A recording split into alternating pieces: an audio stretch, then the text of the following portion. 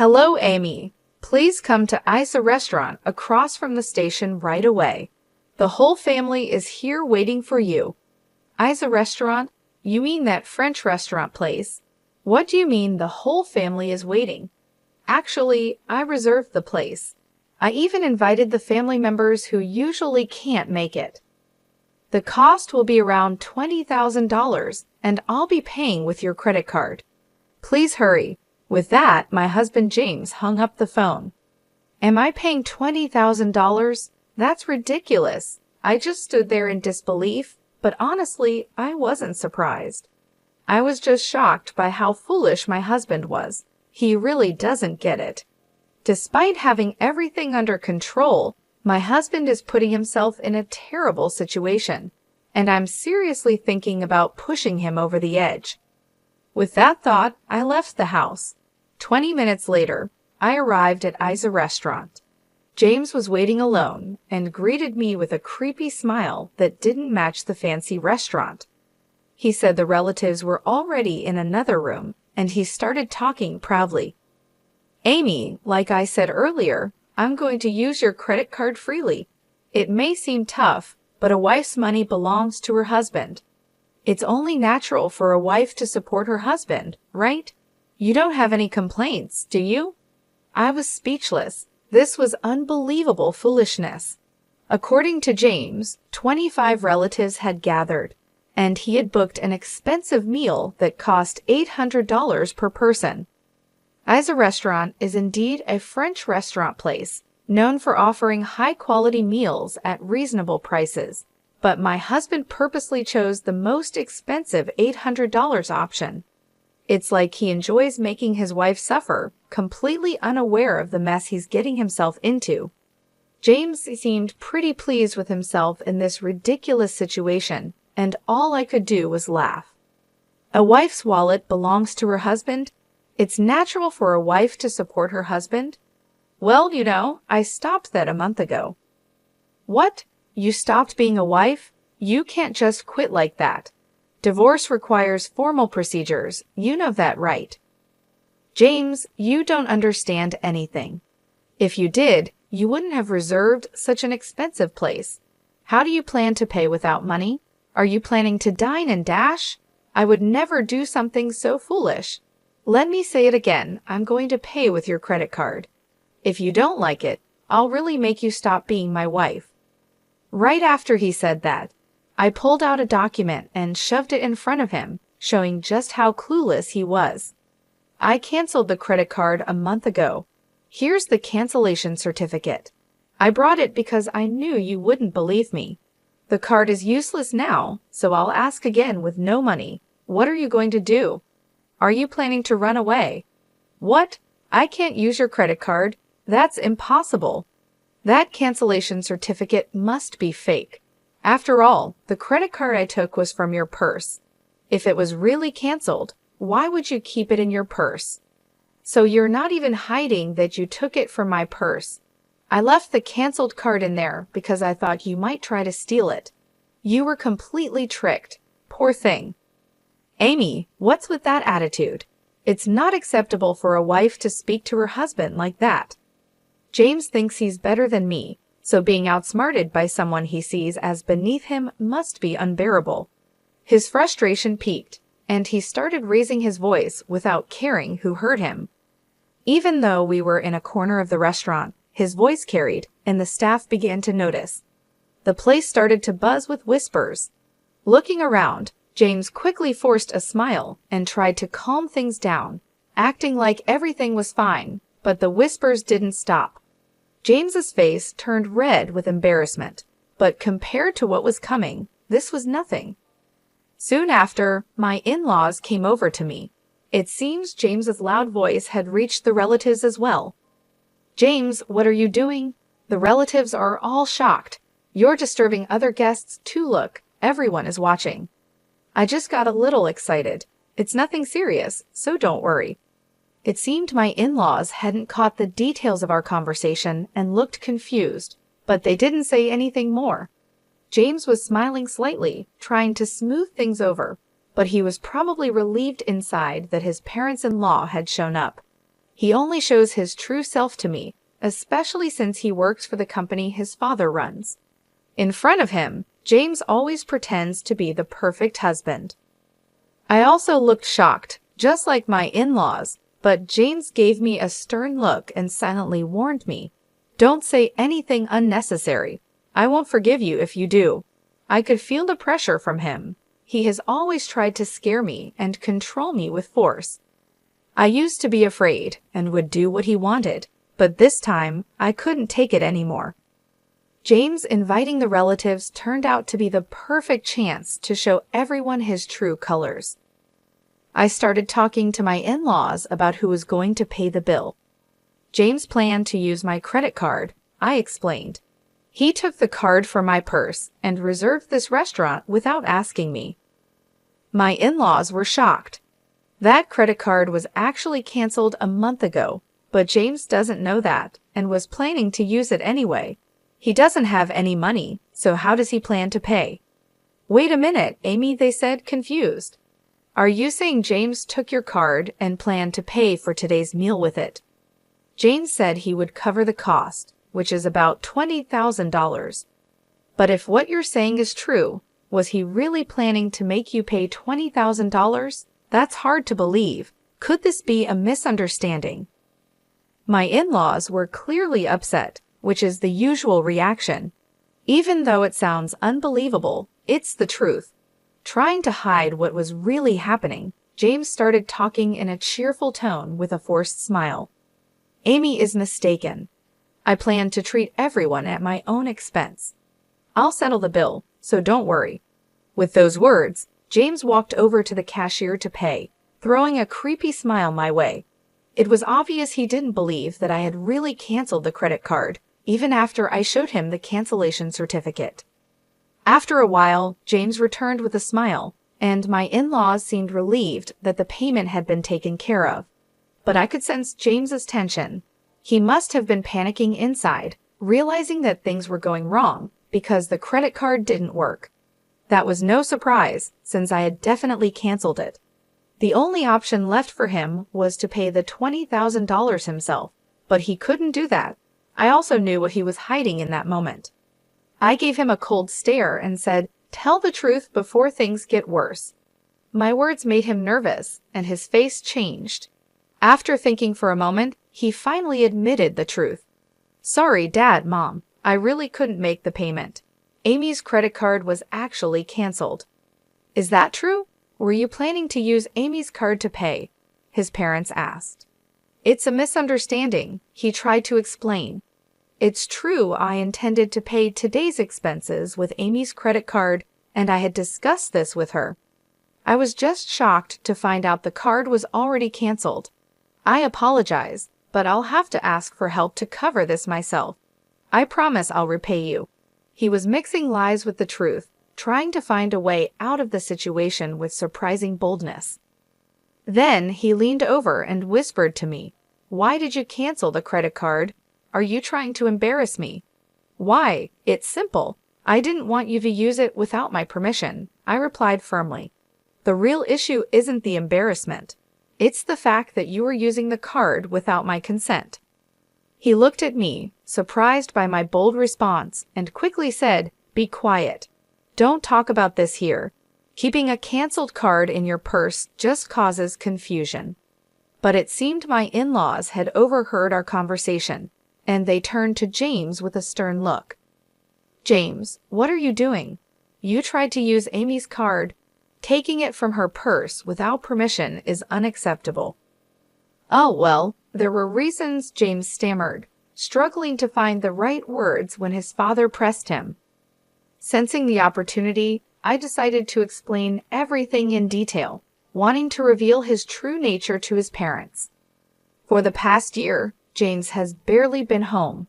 At first, I thought it was because he was busy with work since your company is quite large, father-in-law. But then, James started going out even on holidays and missing important dates like my birthday and our anniversary.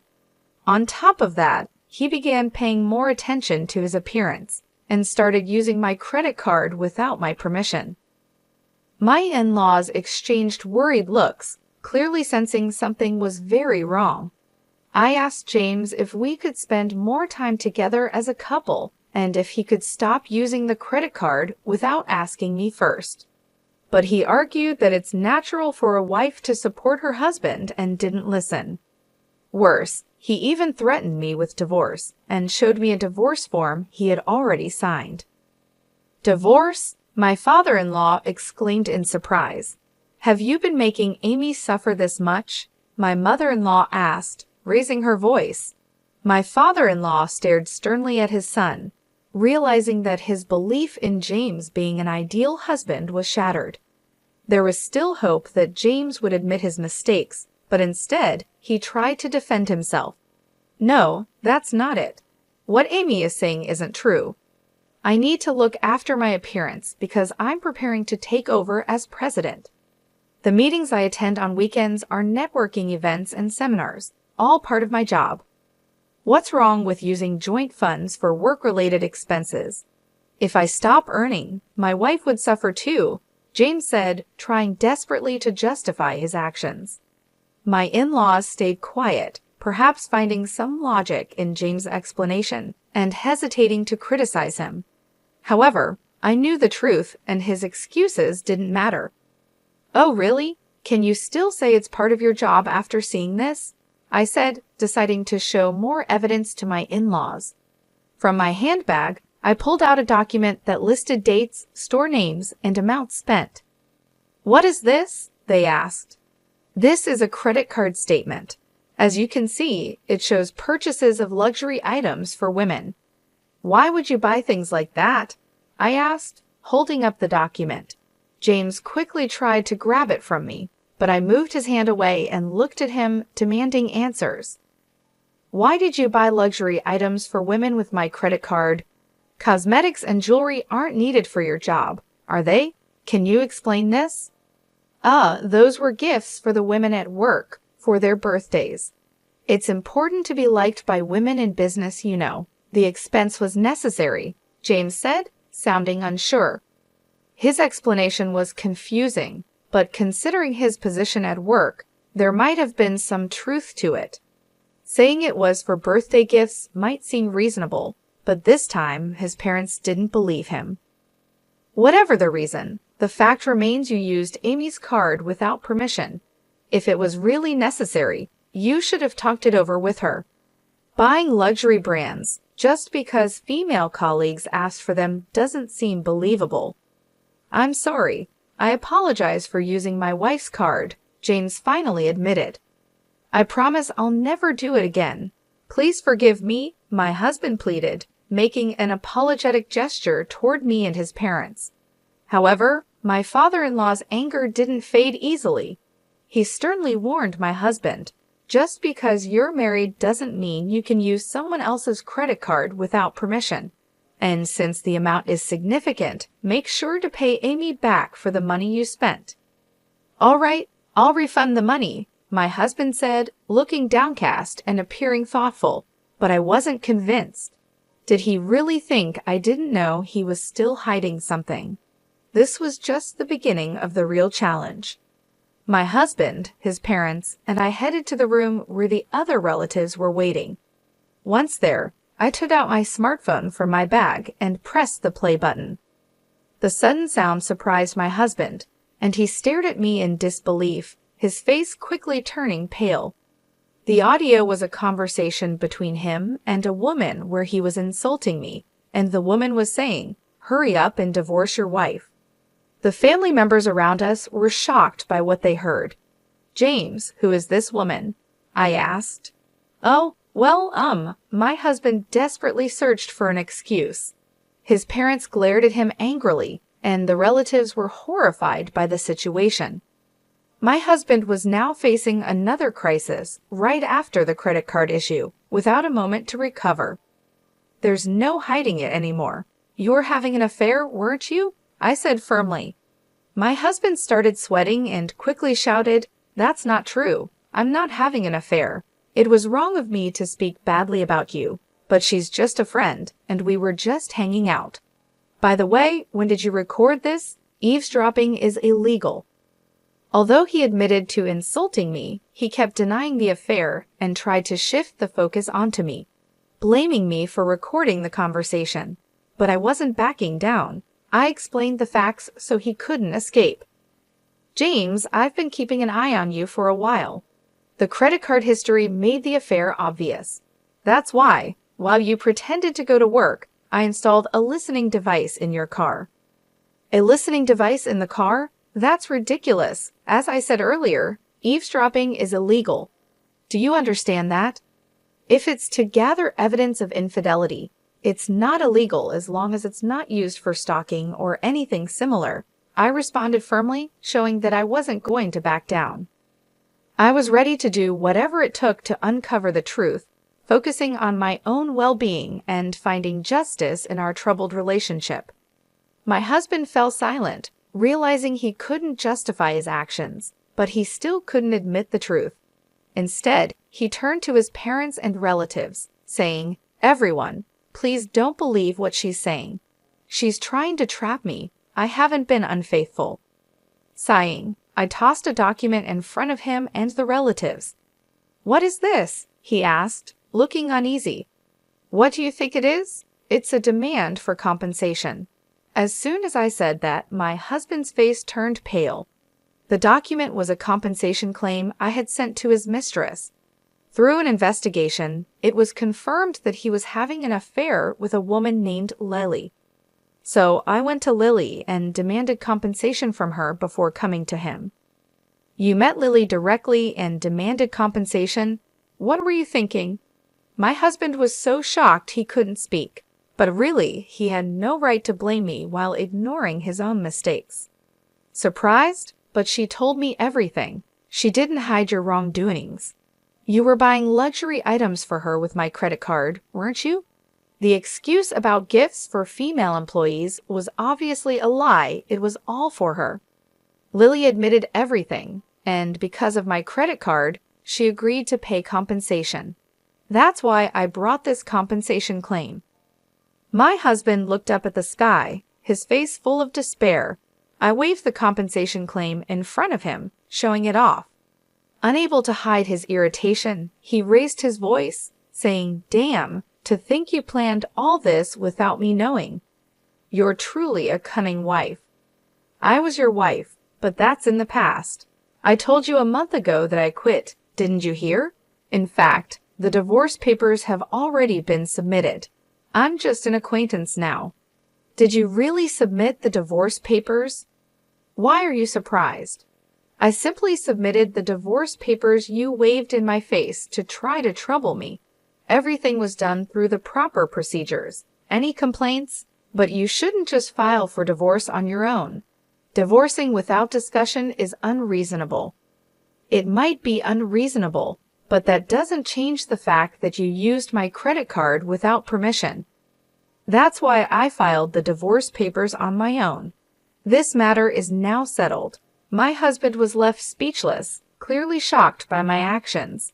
He hadn't expected any of this. My in-laws and other relatives who were watching seemed to finally realize that my story was true. Using Amy's credit card without permission and having an affair.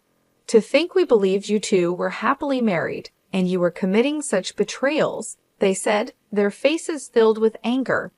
The entire family sternly reprimanded my husband. My father-in-law spoke firmly. "This marks the end of our relationship as parent and child. Additionally, you are fired from the company." "Fired? Just for an affair? This is too harsh. Think about it calmly," my husband protested. At that moment, a sharp snap echoed through the room. My mother-in-law had slapped my husband hard across the cheek. Tears filled her eyes, a mix of sadness, pity, and disappointment. "Just an affair? You're the one who's wrong, James. You planned to hurt Amy and then just run away."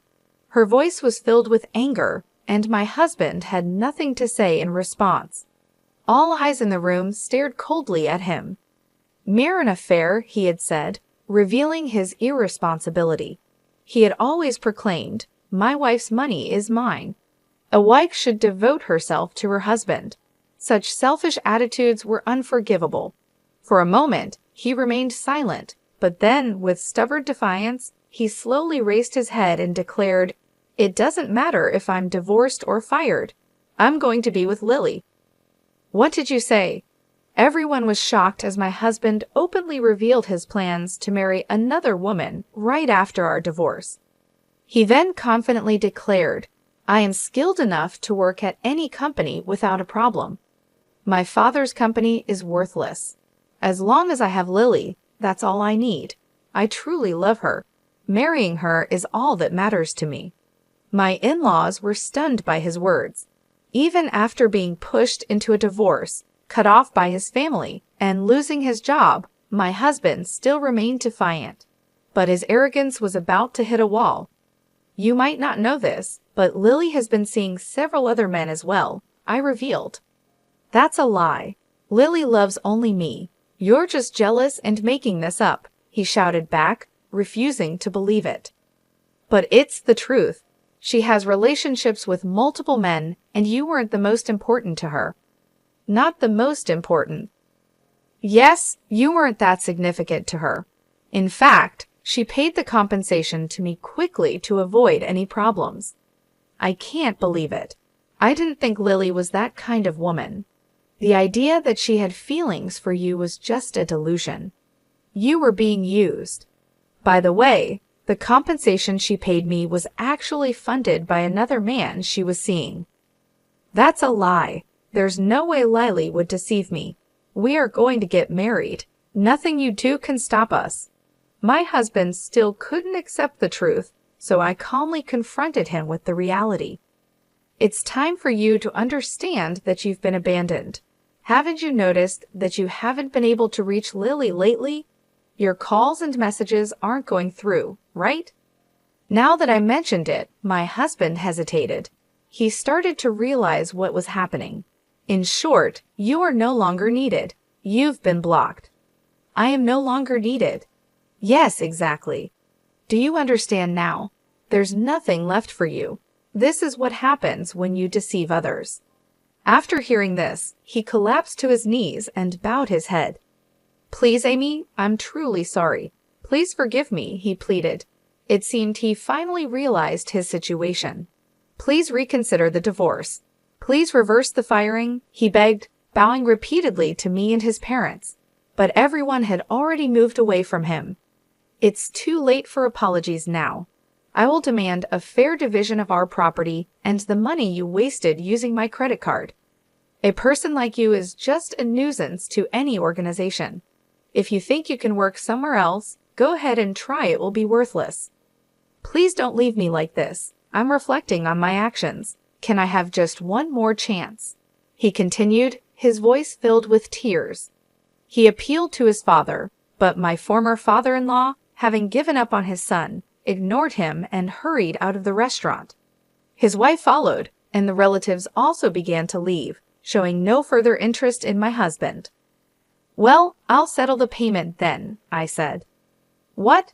You're paying the $20,000? he asked in disbelief. "Of course, I'll bill it later," I replied with a sweet smile. He muttered something as he collapsed onto his knees. Today, because of my retaliation, became the most painful day for him. However, this story is not yet over. His ordeal will continue. After the incident, I returned to my parents' house, but for the past few days, I've been receiving numerous missed calls, all of them from my ex-husband, James. The phone is still ringing nonstop, and I know exactly why. I have been ignoring his calls on purpose, but this time, I decided to answer to deliver the final blow. "Amy, you finally answered. Please help me. I'm really in trouble," James pleaded. "It sounds like a tough situation. What happened? Are you trying to escape debt collectors?" I asked calmly. "What? How did you know that? Did someone tell you?" he replied, shocked. "No, I found out on my own."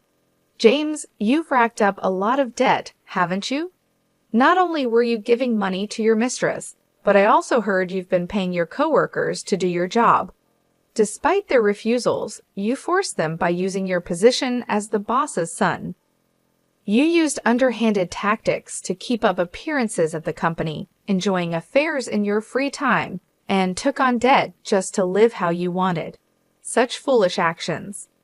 On the day the family gathered at the fancy restaurant, when it was discovered that the credit card had been canceled, James had no choice but to pay the $20,000 himself. But I knew he couldn't do it. I had already found out about his significant debt. James, this is all the result of your own actions. But you're capable, aren't you? Leaving your father's company shouldn't be a problem, right? Well, the truth is, I haven't found another job yet. All my interviews have been unsuccessful, and I'm being chased by debt collectors. It's wearing me down mentally, he confessed. That's exactly what I expected from someone who pushed their work onto others to make themselves look good. Even if you find another job, it won't last. Don't you get that? My words hit him hard, and he couldn't respond. Unless he reflects on his actions and changes his ways, he'll keep making the same mistakes over and over. If things continue like this, he'll only face more misery, even without my intervention. Amy, I truly regret everything. I should have valued you more and worked sincerely at my father's company. But I neglected all that. I'm genuinely sorry. Won't you consider starting over with me? He begged. I must say, it's impossible to try again. I believe people can change, but some actions are unforgivable. You didn't just deceive me. You deceived many others who trusted you. You need to pay the price for that. And of course, you will fully repay the property division and the money you misused. Escaping is not an option. After hearing the silence on the other end, I calmly ended the call. 10 days later, I heard more about James's recent situation from my former in-laws.